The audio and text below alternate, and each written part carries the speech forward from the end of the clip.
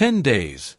That is what stood between Kai Sotto and the tournament that was supposed to define him, and in this sport, 10 days can be an eternity or it can be nothing at all. Ask Willis Reed, who limped out of a tunnel in 1970 on a torn thigh muscle and turned a finals game into folklore before he ever attempted a shot.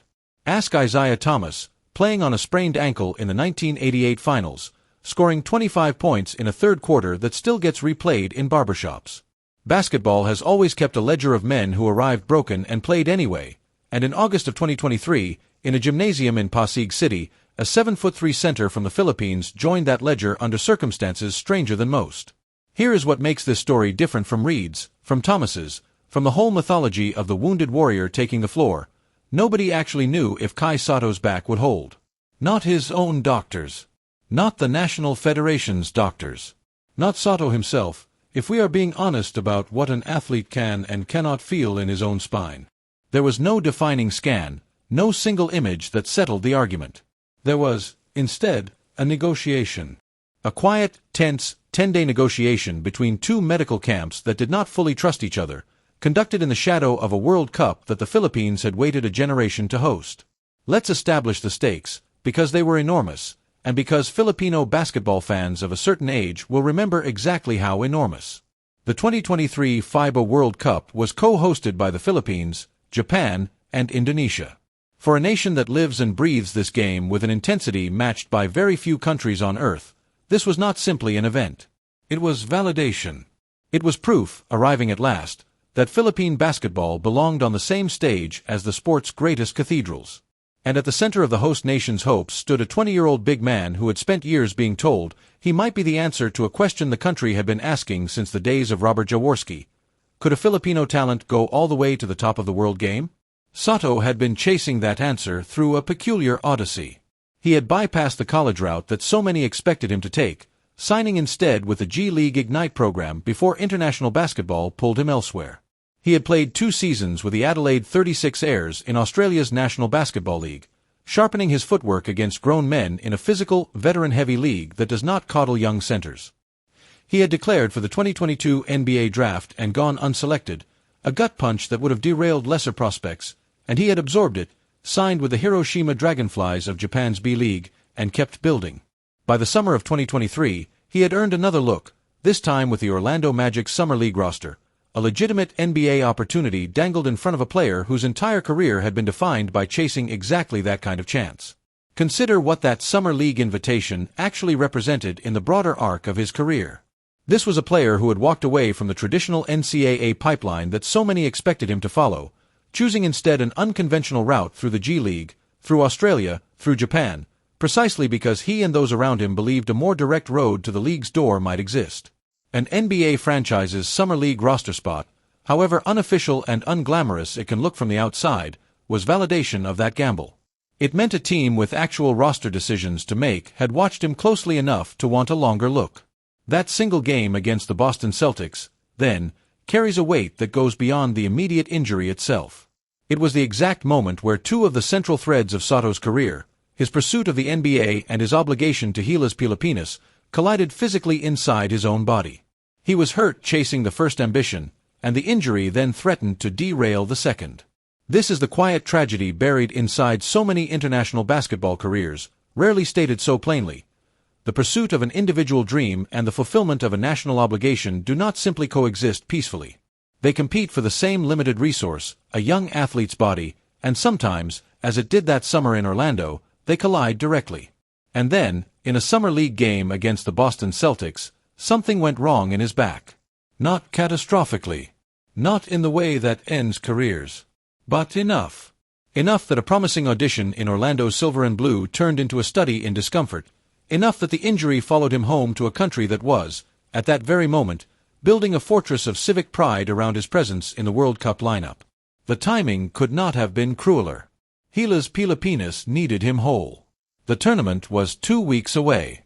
And nobody, not the team, not the fans, not Sotto himself, could say with certainty whether his body would cooperate. What followed was not a miracle in the Hollywood sense of the word. There was no dramatic surgery, no last-second procedure that restored him to full health. What followed was something more honest, and in its own way, more revealing about how professional sports actually function under pressure.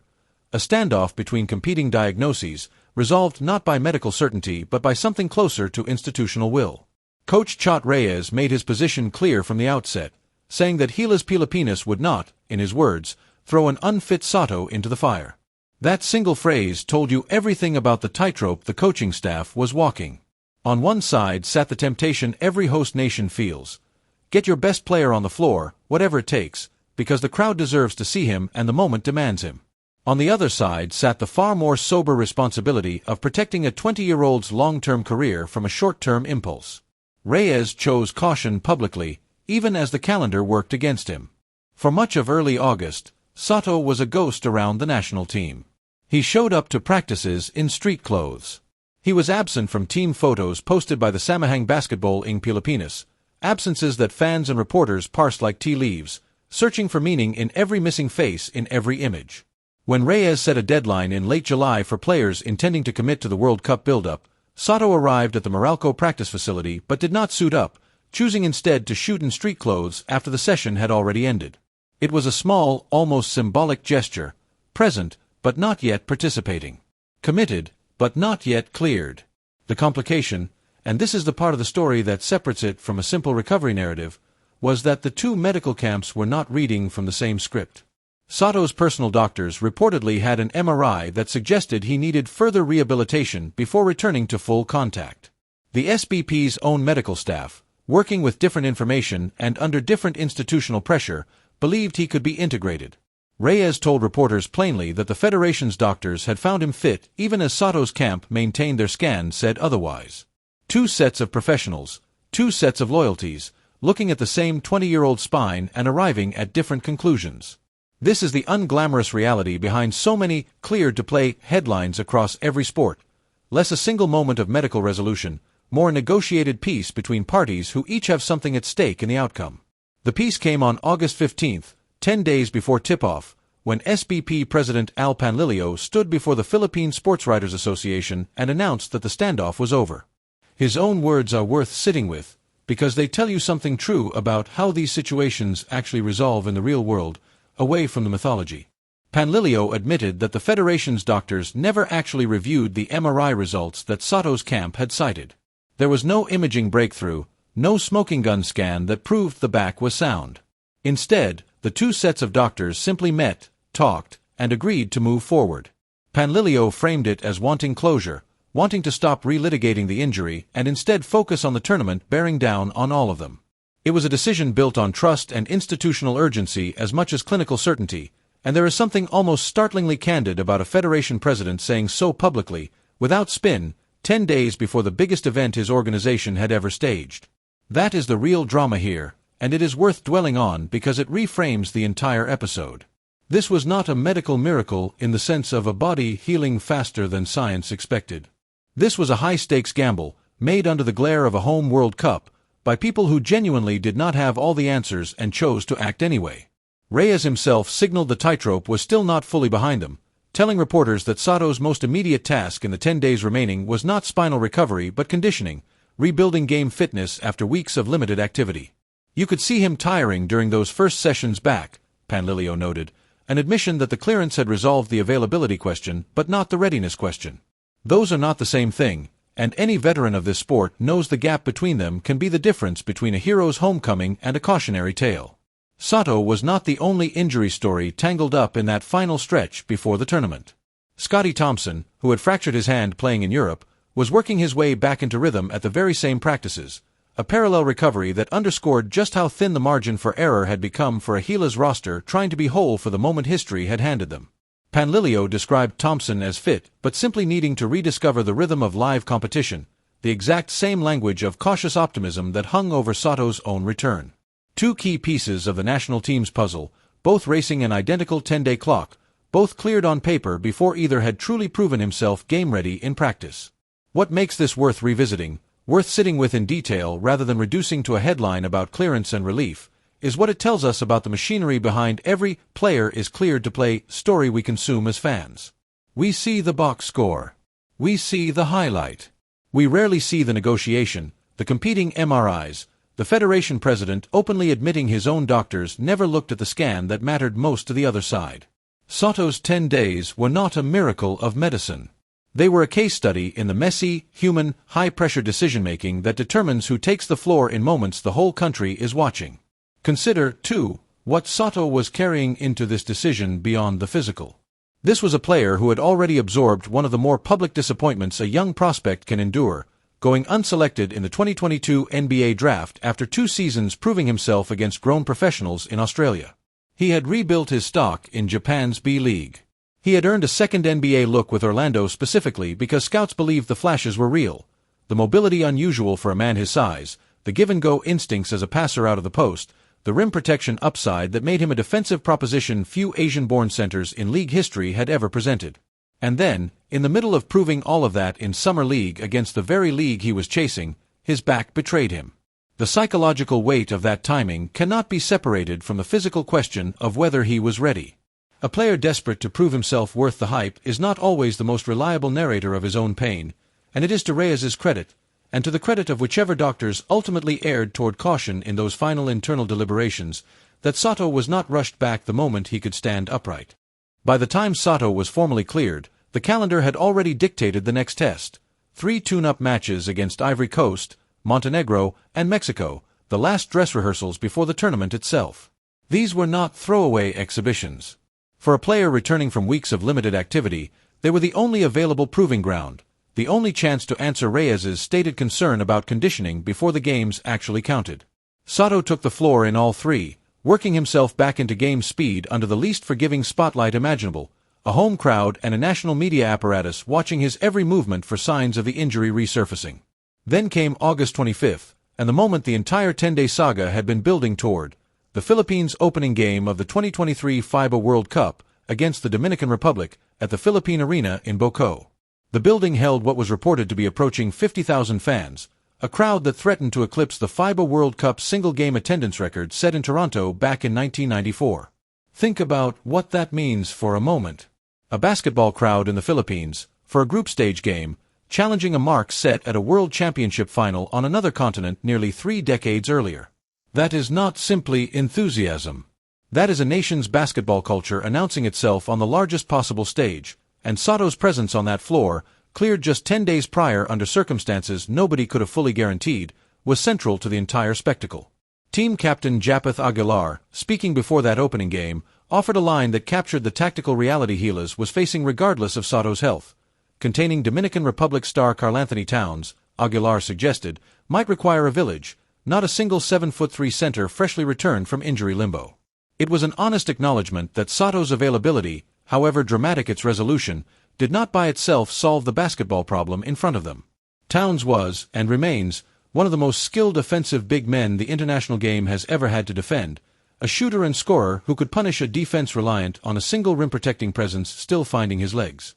Gilas would need collective effort, rotations, help-side discipline, precisely the kind of scheme-dependent defense that asks less of any one player's individual conditioning and more of a team's structural cohesion. The larger geopolitical stakes of that tournament for the Philippines cannot be overstated either.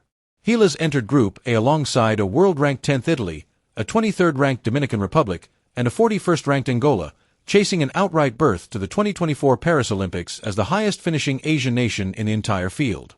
Every game mattered disproportionately. Every available body, especially a body as singular as Sotto's 7'3" frame with guard-like mobility, mattered disproportionately too. This is why the 10-day clearance saga was never a minor subplot. It was, in the most literal sense, a national deliberation about Olympic qualification hopes, conducted through the imperfect language of competing medical opinions and a federation president willing to admit, on the record, that certainty was never fully achieved. It is worth pausing on exactly why Sotto's specific skill set made this gamble feel worth taking to begin with, because a 7'3" center is not automatically worth a 10-day medical standoff. Plenty of tall men have passed through Philippine basketball without inspiring this kind of institutional risk-taking. What sets Sotto apart, and what continues to define his tactical identity today, is a rare combination for someone his size: perimeter mobility that allows him to slide his feet on the perimeter against smaller, quicker players in switch-heavy defensive schemes, a genuine feel for passing out of the post that turns him into a hub rather than merely a finisher, and shot-blocking timing that comes from anticipation as much as raw length. He is not, and was never projected to be, a bruising back-to-the-basket scorer in the mold of the traditional PBA import big man. He is closer, tactically, to the new archetype of stretch center the modern NBA has come to prize, a player whose value lies as much in what he enables for others as in what he produces himself. That is precisely why the back injury carried such disproportionate weight. A traditional low-post center can sometimes play through discomfort by simply planting himself closer to the rim and relying on strength over mobility.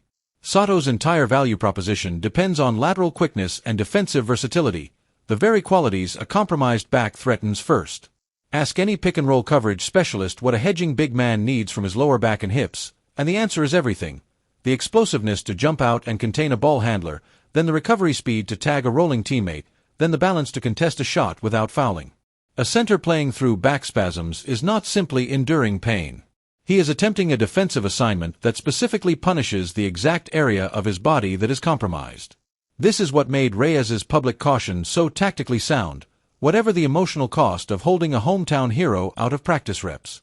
The historical comparison that Philippine basketball insiders reached for at the time, and one that Kohn himself would later invoke, was Wang Zhizhi, the Chinese center who became the first Asian-born player to appear in an NBA regular season game back in 2001 with the Dallas Mavericks. Wang's career was its own cautionary tale about the price a single trailblazing talent pays when an entire continent's basketball hopes are loaded onto his shoulders before his body or his opportunities are fully ready to bear that weight. Sotto, by 2023, had become the Philippines' answer to that same archetype, a singular prospect whose health and availability were treated as matters of genuine national consequence rather than ordinary roster management. No Filipino-born player has ever appeared in an NBA regular season game.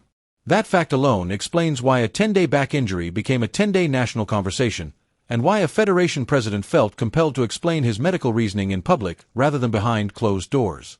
Sotto's numbers heading into that tournament, from his performance in the FIBA World Cup Asian qualifiers the year prior, offer some sense of what the team believed it stood to gain by clearing him. Averages of 13 points, better than 9 rebounds, and nearly 3 blocks a game, production that placed him among the more impactful young centers in Asian international competition. Those numbers were earned against a lower level of competition than the World Cup itself would present, and everyone involved understood that translating qualifier stage dominance into World Cup stage relevance, against nations with NBA caliber size and physicality, would be its own separate challenge. One that had nothing to do with his back and everything to do with the gulf between Asian regional basketball and the sport's true global elite. What lingers from this entire episode, more than any single stat line, is the texture of the uncertainty itself. 2 medical camps who never fully reconciled their findings. A coach who used the word fire to describe the risk of playing his star too soon. A federation president candid enough to admit, in a public forum, that his own doctors made their decision without ever seeing the scan that had caused the delay in the first place. This was not the tidy, triumphant medical miracle arc that a headline might promise. It was something messier and, in its way, more instructive about how elite sport actually operates when the pressure of a home tournament collides with the genuine, unresolved uncertainty of a young athlete's body. There is a particular kind of injury story that basketball never quite lets go of, and it usually involves a player who returns too early, plays through something he shouldn't have, and pays for it later in ways nobody could see coming in the moment of celebration. We think of the great gambles that worked, Reed's game and Thomas's ankle, and we tend to forget how many gambles across the history of this sport did not work, how many careers were quietly shortened by a team's decision to prioritize a single night over a decade. Sotto's 10-day saga sits, even now, in an uncomfortable middle ground between those two outcomes, and the honest answer is that we still do not have full clarity on what it cost him. Because here is what the record shows in the years that followed. Sotto continued his B.League career, moving through Hiroshima, then alone to the Yokohama B Corsairs, before eventually landing with the Kashigaya Alphas. He built milestones there, real ones, the kind that reward patience rather than headline moments. A career-high performance against the Chiba Jets in February of 2024, a stretch of 8 consecutive double-digit scoring games that same season, another career-high mark against Alvark Tokyo weeks later. This was a player developing in the unglamorous way most great international careers actually develop, through accumulated Tuesday nights in Japanese gymnasiums rather than viral World Cup moments. And then, in January of 2025, his back troubles from that summer league in Orlando were rendered almost quaint by comparison, when Sotto suffered a torn ACL, an injury that stripped an entire season away from him and forced a rehabilitation far longer and far more serious than anything 10 days could resolve. He returned to action, working his way back into the Alphas rotation, only to find his team relegated from the league's top division, a business reality of Japanese basketball that left him navigating free agency at a moment when his body had only just proven it could trust itself again.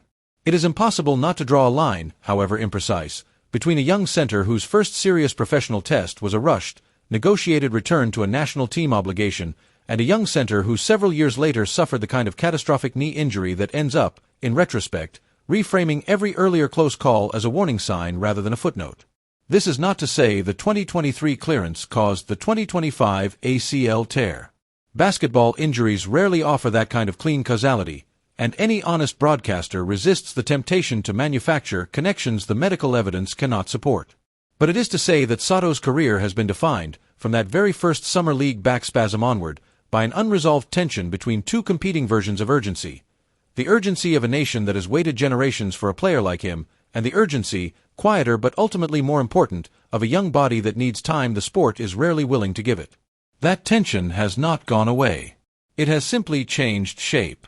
Where once the question was whether Sotto could be rushed back for a home World Cup, the question now, years later, has become whether he should prioritize an NBA opportunity, a college route, or continued national team commitment. With Gilas Pilipinas' most recent window games played without him entirely, his camp's outreach from the coaching staff going unanswered even under emergency roster circumstances. The particulars have changed.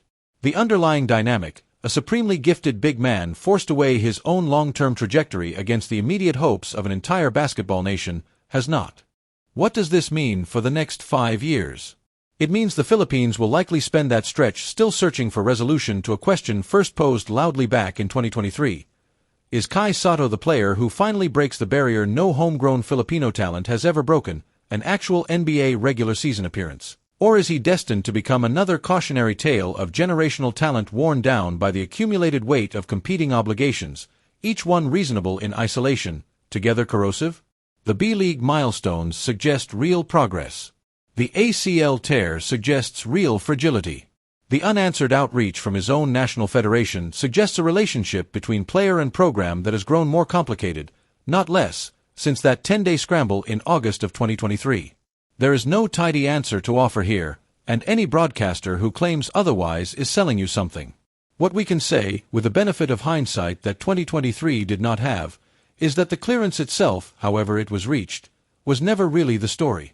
The story was always the years that followed, the accumulation of choices and injuries and opportunities that determine whether a 10-day gamble in service of a home crowd's hopes was worth what it may have cost, or whether it was simply one chapter in a career that was always going to require more patience than any single tournament, however historic, could ever provide. The scoreboard from that Dominican Republic game is long since filed away in the record books. The larger question Sotto's career keeps asking, about what a nation owes its most gifted athletes and what those athletes owe in return, remains open, and it may stay that way for a good while yet.